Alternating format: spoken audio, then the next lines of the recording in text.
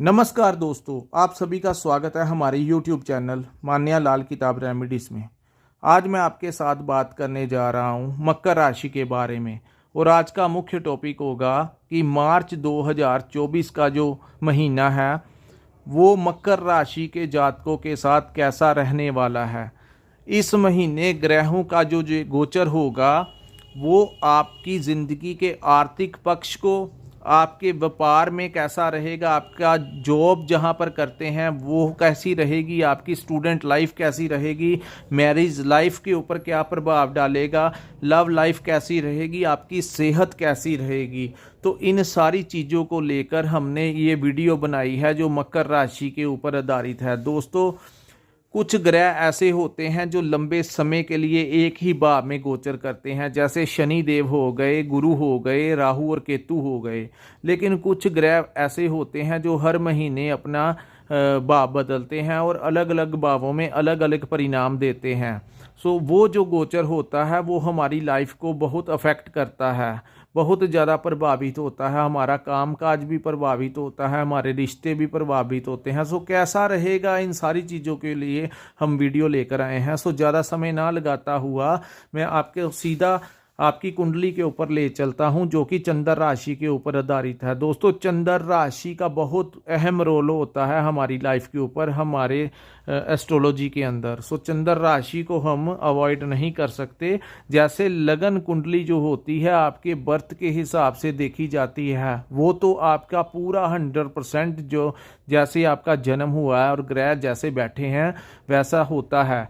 लेकिन जब चंद्र राशि के अनुसार ग्रहों का गोचर होता है वो समय समय के ऊपर वो प्रभाव जो है हमें अपनी जिंदगी में देखने को मिलता है और उसे कोई नकार नहीं सकता कि चंद्र राशि का कोई रोल नहीं होता। सो हम शुरू करते हैं। जहां पर 10 नंबर लिखा है ये आपकी मकर राशि है और जहां पर मंगल लिखा है, मंगल आपकी राशि में उच्च के अवस्था में बैठे हैं दोस्तों। और 15 मार्च तक ये इसी भाव में बैठे रहेंगे। मंगल जिसको भूमि पुत्र कहा जाता है, सेनापति कहा जाता है, मंगल वैसे भी मकर राशि में उच्च के होते हैं। और जब लगन में उच्च का ग्रह बैठ जाए तो वो पूरी कुंडली में बहुत जबरदस्त परिणाम देता है। वो सारी कुंडली का मालिक बनकर बैठ जाता है और वो भी मंगल जैसा ग्रह। सो 15 तारीख तक आपके जो आपको प्रॉपर्टी कोई अगर आप लेना चाहते थे या बेचना चाहते थे तो उसमें विशेष लाभ जो है वो मंगल आपको इस टाइम मार्च के महीने में दिलाएंगे। दूसरा, आपकी मंगल की जो दृष्टि पड़ रही है पंचम भाव जो स्टूडेंट लाइफ के साथ होता है, सो स्टूडेंट्स को विशेष लाभ इस महीने को देखने को मिलेगा। मंगल मकर राशि के जो जातक हैं जिनके एग्ज़ाम्स होने हैं उनके एग्ज़ाम्स बहुत अच्छे जाने की संभावनाएं बन रही हैं। अगर किसी की इंटरव्यू होगी तो वो उसमें भी क्लियर कर जाएंगे।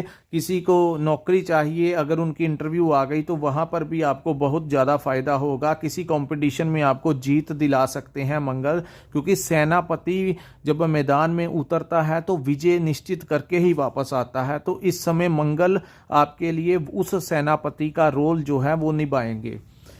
लेकिन मंगल की दोस्तों एक दृष्टि जो पड़ रही है, मंगल अग्नि तत्व के ग्रह हैं और उग्र ग्रहों में आते हैं। जिसकी कुंडली में उच्च के होते हैं उनको बहुत बड़े रैंक पर ले जाते हैं। जितने भी डिफेंस में या पुलिस एडमिनिस्ट्रेशन में बहुत बड़े रैंक पर ऑफिसर्स जाते हैं, वो मंगल जब उच्च के होते हैं उनकी कुंडली में तो तब ही वो इस लेवल पर पहुंच पाते हैं। सूर्य हमें सरकारी नौकरी जरूर दिलाते हैं, लेकिन मंगल अगर अच्छे भाव में बैठे हों तो बहुत ज़्यादा अच्छे परिणाम देते हैं।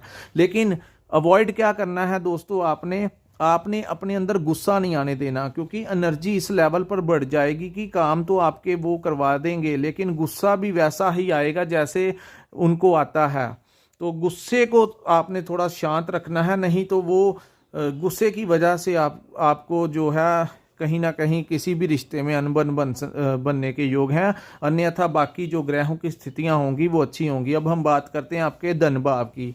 धन भाव में शनि देव अपनी ही राशि के कुंडली के धन भाव में शनि देव जो बैठे हैं वो आपके लिए बहुत अच्छा परिणाम देंगे। और साथ में 7 तारीख को शुक्र देव भी चले जाएंगे। और शनि और शुक्र की ये जो युति बनेगी इसको हम राजयोग कहते हैं। और वो राजयोग है वो भी आपके धन के भाव में जब बनेगा तो जो लोग नौकरी करते हैं उनको प्रमोशन मिलने के चांसेस हैं। उनके प्रमोशन मिलेगी तो उनकी सैलरी बढ़ेगी, किसी की नौकरी नहीं लगी तो उनको भी नौकरी मिलने के चांसेस है। और जो लोग व्यापार करते हैं उनके क्लाइंट्स बढ़ेंगे, उनकी रोज की सेल जो है वो बढ़नी शुरू हो जाएगी। ये जो मार्च का महीना रहेगा धन के क्षेत्र में आपको विशेष लाभ देखने को मिलेगा, क्योंकि शनि और शुक्र पूरी पावर में आपको इस समय धन देंगे। 15 तारीख के पश्चात जैसे ही शनि उदय हो जाएंगे और शुक्र के साथ मिलकर आपको अच्छा खासा धन लाभ जो है वो मकर राशि के जातकों को की कुंडली में बना रहे हैं ये वाला योग। अब हम बात करते हैं आपके तीसरे भाव की, जहां पर 14 तारीख को सूर्य निकलकर तीसरे भाव में आ जाएंगे।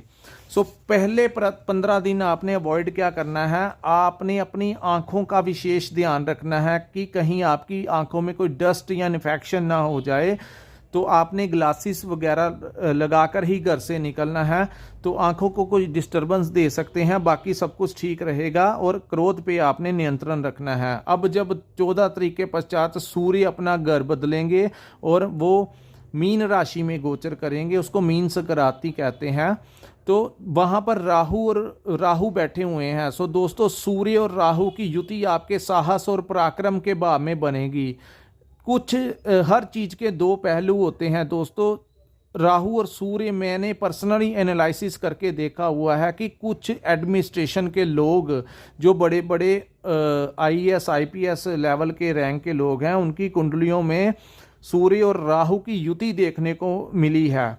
सो हर जगह पर हर चीज बुरी नहीं होती, कहीं कहीं अच्छी भी होती है। तो जो ये टाइम पे आपकी कुंडली में मकर राशि के बनी है, वो सूर्य आपको विशेष मान सम्मान दिलाएंगे, ठीक है। उसके पश्चात आपके जो सीनियर्स होंगे, उच्च अधिकारी होंगे, अगर आप जॉब करते हैं तो उच्च अधिकारियों से आपके लिंक जो हैं वो बहुत अच्छे बनेंगे। अगर आप राजनीति में हैं तो आपको विशेष तरीके की एक ऐसी डिप्लोमेटिक सोच होगी जो आपको कहीं से कहीं लेके जा सकती है। सो राजनीति के क्षेत्र के लोगों के लिए बहुत जबरदस्त गोचर होगा ये, और आपको बहुत ज़्यादा फायदा देगा।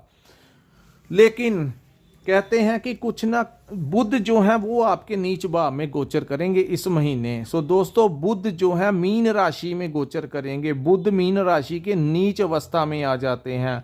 सो जब भी बुध नीच के होंगे तो आपकी वाणी को प्रभावित करेंगे। वाणी से आपके मुंह से कुछ गलत निकलवा सकते हैं।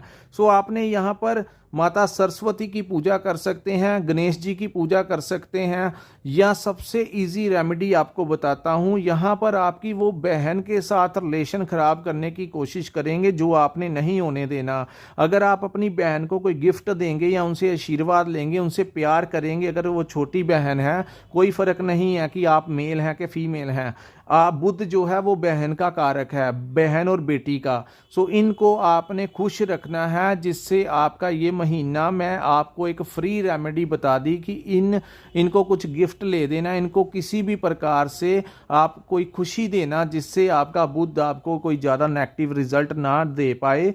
तो एक ये चीज़ करना, और सुबह जब काम पे जाते हो तो अपने नाक को साफ करके जाना, जिससे 70% बुध जो है वो आपको अच्छा रिजल्ट देंगे।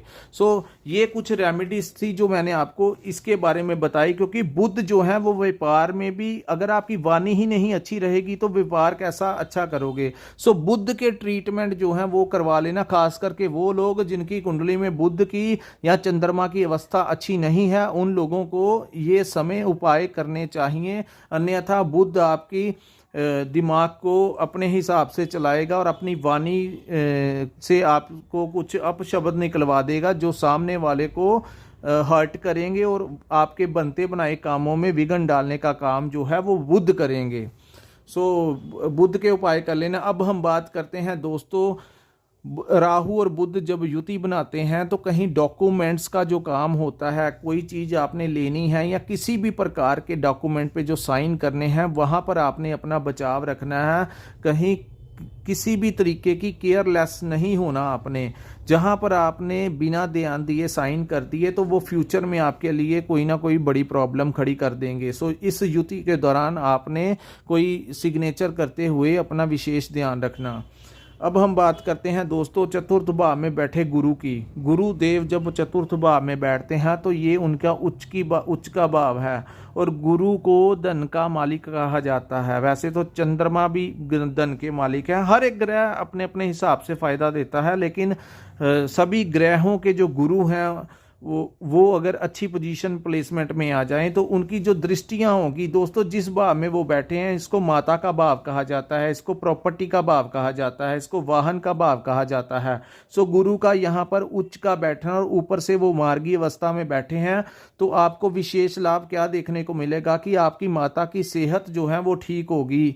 वहीं आपकी जो प्रॉपर्टी को लेकर कोई विवाद चल रहा था तो ये गुरु आपका वो विवाद निपटा सकते हैं। वहीं आपको कोई घर लेना है तो ये समय होगा आप घर परचेस कर लेंगे। वहीं कोई वाहन खरीदने का दिल कर रहा है तो शुक्र भी उच्च के हो गए हैं तो इस महीने आपके वाहन सुख के भी योग बनते दिखाई दे रहे हैं। वहीं पे हम बात करते हैं कि नौकरी पेशा लोगे और व्यापार में आपका कैसा रहेगा। दोस्तों जहां पर आप नौकरी करते हैं वहां पर उच्च की दृष्टि, ये कर्म स्थान होता है और सीधी दृष्टि गुरु की 7वीं जो है वो इस भाव पे पड़ेगी। तो दोस्तों जहां पर काम करते हैं वहां पे आप खुशी खुशी जाएंगे और खुशी खुशी आएंगे, क्योंकि कोलीग्स का और बॉस का जो वातावरण आपके लिए तैयार होगा वो आपके अनुकूल होगा और बड़ा मज़ेदार समय जो है वो आपका नौकरी पेशा लोगों का देखने को मिलेगा। और वहीं व्यापार में भी आप अपनी फैक्ट्री या दुकान में या जहाँ पे भी आप अपना बिजनेस करते हैं बड़े मतलब कि दिल से खुशी खुशी आप जाएंगे और पैसे की आमदन अच्छी होगी और डीलिंग अच्छी होगी तो वैसे ही वापस आएंगे। तो बहुत अच्छा माहौल कर्म स्थान के ऊपर बनता दिख रहा है दोस्तों। ये बहुत अच्छा समय होगा, धन भी आएगा और वहाँ पर माहौल भी अच्छा होगा। सावधानियां यहाँ पर आपने जिन लोगों की शादी नहीं हुई उनके घर शादी का प्रस्ताव आ सकता है, शादी होने के भी आसार बन रहे हैं। लव लाइफ भी आपकी बहुत ही ज़बरदस्त रहेगी। अवॉइड क्या करना है, वाणी को संभाल के रखना है। और वहीं मंगल की एक दृष्टि आपके इस भाव में भी पड़ रही है जिसको शादी का भाव कहते हैं, मैरिज का भाव कहते हैं, पार्टनरशिप का भाव कहते हैं। सो मंगल एनर्जी, और यहाँ पर आपने क्रोध की जो भावना है उसको त्यागना है, क्योंकि ये 4 नंबर लिखा हुआ है। यहाँ पर मंगल की एक दृष्टि नीच की हो जाएगी, क्योंकि कर्क राशि में मंगल नीच के हो जाते हैं। सो यहाँ पर जो दृष्टि मंगल की पड़ेगी वहीं पर आपकी जो आपकी मैरिज पार्टनर है, लव पार्टनर है, पहले 15 दिन ज़्यादा ध्यान रखिए, उनसे अनबन होने के आसार बन रहे हैं। तो आपने कोशिश करनी है कि 7 से लेकर 15 तारीख का जो टाइम होगा वहाँ पर आपने कोई छोटी मोटी भी बात होगी तो आप उसको अवॉइड कर लेना। अगर आपने आगे से एक्शन का रिएक्शन हो गया तो बात जो है वो राई का पहाड़ बनते हुए समय नहीं लगाएगी। सो आपने वहाँ पर अपना बचाव रखना है। वैसे ओवरऑल देखा जाए तो ये महीना अच्छा रहेगा। बुध का उपाय कर लेना और ये चीज़ें अवॉइड करनी है, इनका उपाय जो है वो कर लेना आप। अब हम बात करते हैं भाग्य स्थान में केतु बैठे हैं। दोस्तों केतु का भाग्य स्थान में बैठना कहीं ना कहीं मन में असंतुष्टि की भावना ये पैदा करता है कि आपको अपना बिजनेस चेंज कर लेना चाहिए। आपको अपना नौकरी जो करते हैं वहाँ पर आपको लगता है कि इससे बेहतर भी मैं कर सकता हूँ। तो ऐसी प्लानिंग्स जो हैं वो केतु आपके दिमाग में डाल रहे हैं, क्योंकि वो बुध के भाव में बैठे हैं। सो बुध इस समय नीच भाव में है, तो केतु का भाग्य स्थान में बैठने से भाग्य तो आपका अच्छा रहेगा। धार्मिक प्रवृत्ति आपके मन में बढ़ेगी, धर्म के प्रति आपका जो होगा वो बढ़ेगा। पिताजी से भी आशीर्वाद मिलेगा। थोड़ा सा उनकी सेहत को लेकर थोड़ा ध्यान रखने। आप अपने गुरुओं से आशीर्वाद लेने भी जा सकते हैं। नवम भाव में केतु अपना अच्छा परिणाम देंगे, लेकिन आपके दिमाग में एक भ्रम की स्थिति ये भी डालने की कोशिश करेंगे जिनकी कुंडली में केतु अच्छे नहीं हैं कि मुझे काम जो है वो चेंज कर लेना चाहिए, मुझे कुछ और करना चाहिए। लेकिन उनकी बातों में आकर आपने अपने रास्ते को से दूसरा रास्ता नहीं तैयार करना। छोटा मोटा लाइफ में चेंज चल जाएगा, लेकिन कोई बहुत बड़ी इन्वेस्टमेंट कि मैं ये दुकान ये काम कपड़े का करता हूँ तो मैंने कपड़े का काम छोड़कर मैंने इलेक्ट्रॉनिक्स का काम करना है, या मैं इलेक्ट्रॉनिक्स का काम करता हूं तो मैंने इसको छोड़ ही देना है, तो ऐसी भावना नहीं रख के आनी। और नौकरी में भी ये नहीं करना कि मैं यहाँ पर नौकरी करता हूँ, शायद मैं दूसरी जगह यहाँ पे रिज़ाइन डाल देता हूँ, किसी दूसरी जगह अप्लाई करता हूँ। तो ये जहाँ आपने अपने आप को इस काम में झोंकने की कोशिश की तो केतु आपके नेगेटिव रिजल्ट देंगे, उसका आपको कोई फ़ायदा नहीं मिलेगा। सो इन चीज़ों को आपने नहीं होने देना। सो ये वीडियो बनाने का मकसद ये भी था कि आपको समझाना कि अगर स्थितियां ऐसी हुई तो आपने उन स्थितियों के हिसाब से नहीं चलना। सो बुद्धि को हमें बुद्ध का ध्यान रखना, मैनेज कर लेना सारी स्थितियों को, तो ये समय जो होगा वो आपके फेवर में रहेगा। अगर कुछ नहीं समझ आता तो किसी से पूछ लेना, आपके जो कोई मित्र होंगे, आपके जो कोई गुरु होंगे, कोई परिवार में सीनियर होगा, कोई दोस्त मित्र होगा जिस पर आपको बहुत भरोसा है, उससे कोई गाइडेंस ले लेना ताकि ये समय जो है वो आपका ठीक तरीके से निकल सके। सो ये था दोस्तों मकर राशि के ऊपर मार्च महीने का राशिफल। अगर आपने अपनी कुंडली का विश्लेषण करवाना होगा, क्योंकि वहाँ पर पूरा बर्थ चार्ट की डिटेल्स होती हैं। चंद्रमा अगर मजबूत हुआ तो बहुत कुछ फेवर में होगा, लेकिन अगर चंद्रमा ही कमज़ोर हुआ तो स्थितियां कुछ ज़्यादा फेवर में नहीं होंगी। सो चंद्रमा बहुत बड़ा रोल प्ले करता है। सो अपनी कुंडली का एनालिसिस करवाना होगा तो ऊपर स्क्रीन पे एक नंबर शो हो रहा है, वहाँ पर आप हमारे साथ संपर्क करके अपनी कुंडली का विश्लेषण करवा सकते हैं। सो दोस्तों यहीं पे हम, अगर आपको हमारी वीडियो भी अच्छी लगी हो तो हमारे चैनल को लाइक और सब्सक्राइब करना मत भूलिए, और नीचे कमेंट में ज़रूर बताइए कि आपको कैसी वीडियोस चाहिए ताकि हम आपको घर बैठे ज़्यादा से ज़्यादा जानकारी जो है आपको प्रोवाइड करवा सकें। सो यहीं पे हम अपनी वीडियो को विराम लगाते हैं। नमस्कार, जय माता दी।